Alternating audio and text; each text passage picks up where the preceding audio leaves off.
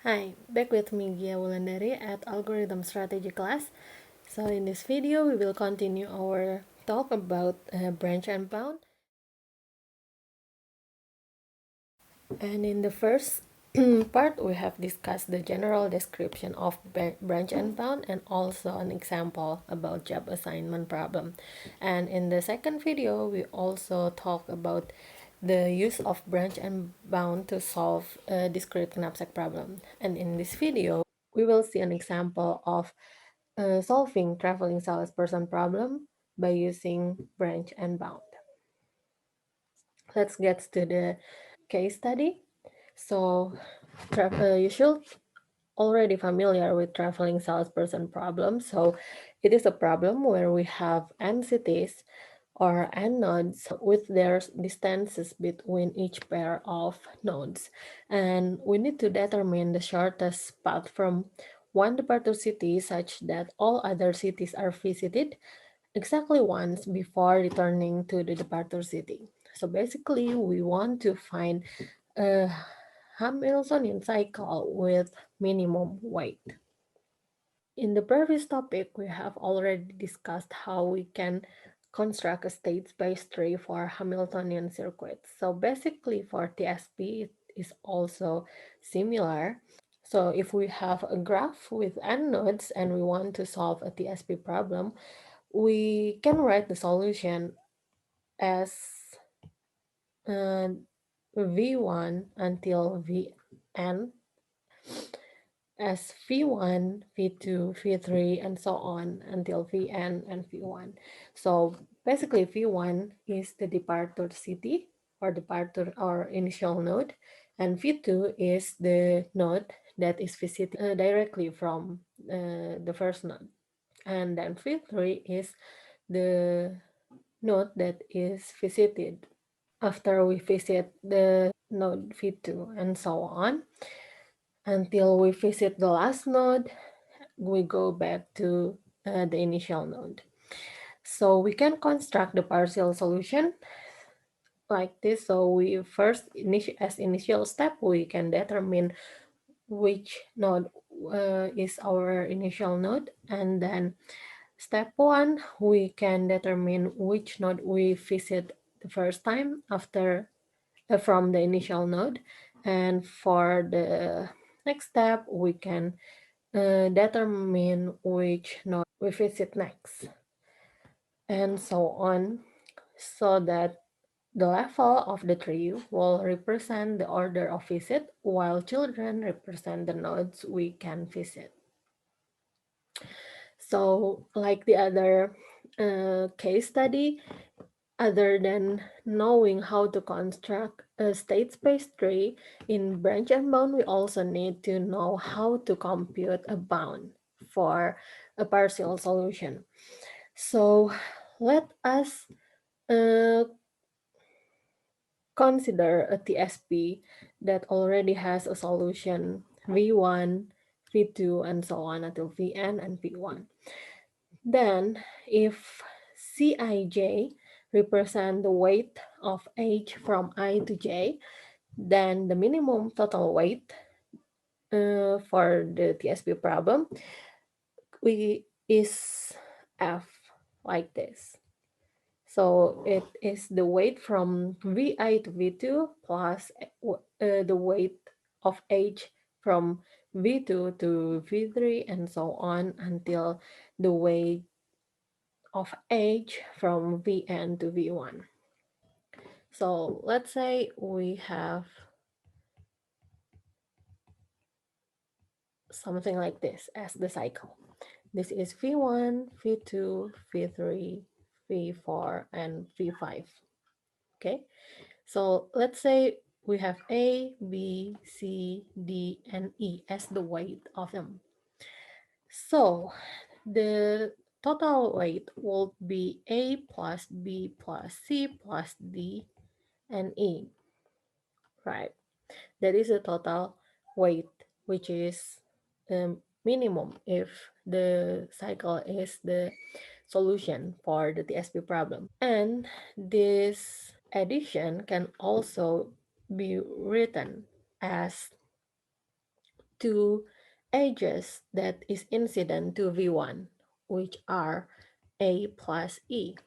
And then we add edges that are incident to V2 in the cycle, which are A plus B.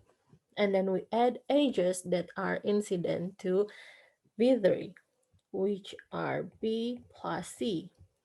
Also edges that are incident to V4, which are C plus D, and edges that are incident to V5, which are D plus E. And because we add each uh, edges weight twice, so of course we need to divide them by 2. Okay, so what is the lower bound for this problem, for the minimum weight? We can see that here we add two edges that are incident to every node we have in the graph. You know, a Hamiltonian cycle is a cycle that contains all nodes of the graph. So here we add exactly two edges that incident to each node, which cannot be lower than the sum of two edges with minimum weight for each nodes, right? So the lower bound for the TSP can be written like this. So basically it is sum of weights of two edges that has the minimum weight for each node. If we have the partial solution, we just need to adjust the lower bound depends on the solution we have construct on that partial solution. Let's get to the example to have a clearer idea for this case study. So let us consider this graph for the TSP problem. So because this is undirected graph, then if we have, let's say, this Hamiltonian cycle, it will have this exactly same total weight as the mirror of the root, isn't it? So the weight of the first root will be the same as the total weight of the second root. So here, to have a simpler construction, then we can have a constraint or a rule. Let's say that C cannot be visited before we have visited B, so that we can have this as a solution. We immediately know that the second one is the solution as well. Okay, so we start with constructing the state space tree by having the initial node or the root node, which determines which node become an initial node. So here, let's say we have A as the initial node, and the lower bound will be the sum of two lowest weight for each node. So for A, the lowest weight is 1 and 3. So we have this. And for B, the lowest weight is 3 and 6. So we have this.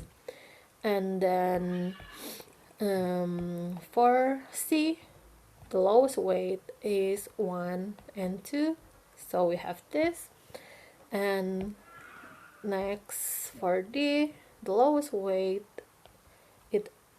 it's attached to is 3 and 4. So we have this. And finally, for E, the lowest weight we have is 2 and also 3. So we have this. And again, because we sum up the weight of two edges for each node, then we need to divide it by 2. And here we need to round it up to make sure that we will not miss the gap between this and the next integer.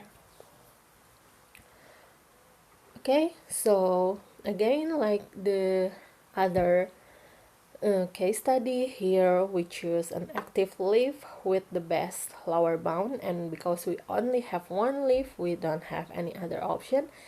We check its children. For the next level, where we can go to and because from A we can go to B, C, D, or E, so we have these 4 children. So we need to compute the lower bound for each children. So a lower bound for AB. So for AB, it means that we have AB, the age AB, as the part of solution, which means the age that is considered attached to A must contain 3, and also another age must not lower than 1. So we have 1 here. Okay. And for B, again, we must consider 3 because it is a part of solution, and the other age that is attached to B in the solution must not be lower than 6 because we don't have any other age that is lower than 6. So we have this for B. Then for C, we don't have any solution yet that is attached to C, so we just need to find 2 minimum weight attached to it, which is 1, 2, and 2. And then for D, we do the same, we choose 4 and 3. And then for E, we have 2 and 3, like this. So we have the bound is 14. For AC, we do the for AC, we don't need to compute the lower bound because here it violates the constraint where C cannot be visited before B gets visited. But here we haven't visited B yet, but we visit C, so it violates the constraint. Next, for AD. For AD, we need to check the lower bound for that. So AD, it means that we have AD as the part of solution. So for A, 5 must be considered as the part of the solution, and the other age that attached to A in the solution cannot be lower than 1. So we have 1 plus 5 here. And for B, 2 ages that is attached to B in the solution cannot be lower than 3 and 6.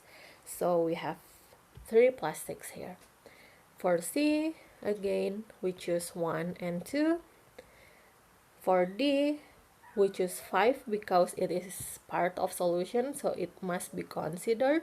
And then we choose 3 because it is the lowest we have that is attached to D. So we have 3 plus 5 here. And E, here we can choose 2 and 3 because they are the lowest one that is attached to E. Okay, and AE, which means AE, this age is part of solution. So in the solution, A must be attached to 8 and also to an age that is not lower than 1. And for B, in the solution must be attached to 2 ages, and it cannot be lower than 3 and 6. And for C, the 2 ages that is attached to C in the solution cannot be lower than 1 plus 2. And for D, we can choose 3 and 4. And for E, because 8 is a part of solution, then 8 must be considered, and the other age must not be lower than 2. Okay, and here we have 3 leaves, And because this is a minimization problem, then find the we need to choose the lowest lower bound we have in this situation. And the lowest one is 14, so we check the children of it. So from B, we can go to C, D, or E. So for A, B, C, and because A, B, C is a part of solution, then A must be attached to 3, and the other H that is attached to A in the solution cannot be lower than 1. So we have 1 plus 3. Then for B, it must be attached to 3 and also 6 based on the partial solution we have. So we have 3 plus 6 here. And for C, it must be attached to 6 and the other H must be cannot be lower than 1. So we have 1 here. Then for D, we don't have any partial solution that is attached to D yet, so we can choose 3 and 4 here. And for E, the same, we can also choose 2 and 3 here. Okay, next one, A, B, D, we do the same. So A, B, D is the part of the solution, so A in the solution must be attached to 3, and the other H that is attached to A in the solution cannot be lower than 1. For B, it must be attached to 3 and 7 in the solution, and C uh, has no H attached yet in the partial solution, so we can choose two lowest H's that is attached to C, which are 1 and 2. And then for D, 7 must be attached to D in the solution, and the other one cannot be lower than 3. And for E, the two attached edges in the solution cannot be lower to 2 and 3 here. Okay, so we have 16 as the lower bound, and for the next option, A, B, E, we do the same.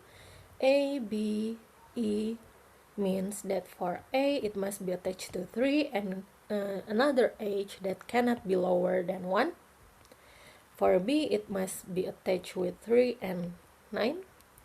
For C, it must be attached to two H's that cannot be lower than 1 and 2. And for D, it must be attached to two H's that cannot be lower than 3 and 4. And for E, it must be attached with 9 because of the partial solution, and the other H that is attached to E in the solution cannot be lower than 2. Okay, so here we have 5 leaves, active leaves, and we want to know which one has the lowest lower bound. So we have 3/16 here, but of course we would prefer to consider the lowest bound that is obtained after we have constructed more partial solution, because we have already checked more nodes other than what we have in the first level. Okay, so between the first one and the second one, we choose one of them. So let's say that we choose the first one, A, B, C, and we check the children of it. We can go to D or E from C, and it implicitly leads us to a final solution, because from D we don't have any other option other than go to E and then go to A. The same goes where we choose E, then we don't have any other option after that. We have to go to D and then back to the initial node. So because we already have the final solution, we just need to uh, check the total weight we have for that final solution, which are 24 and 19.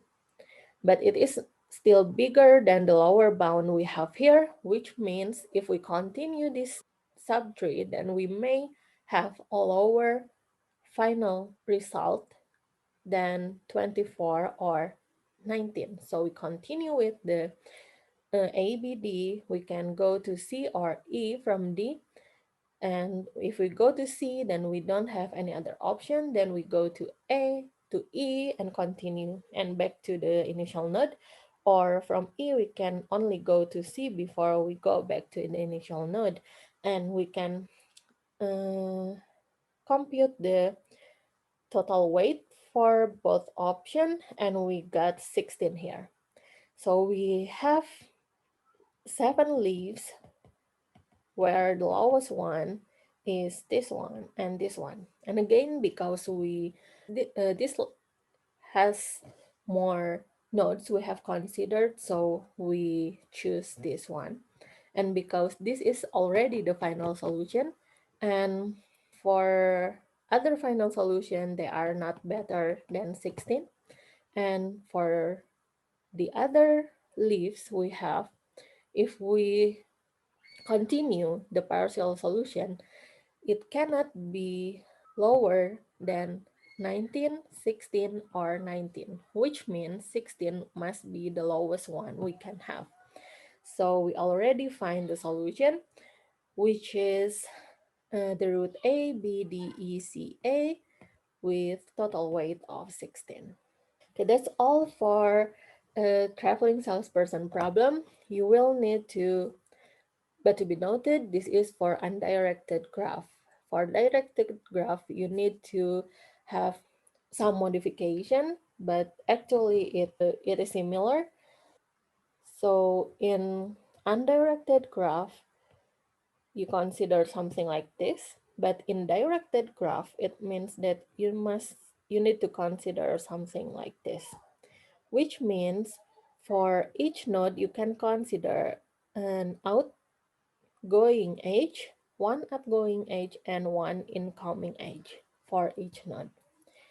Okay, that's all for traveling salesperson problem, and we reach our end for this topic. Thank you for watching, and goodbye.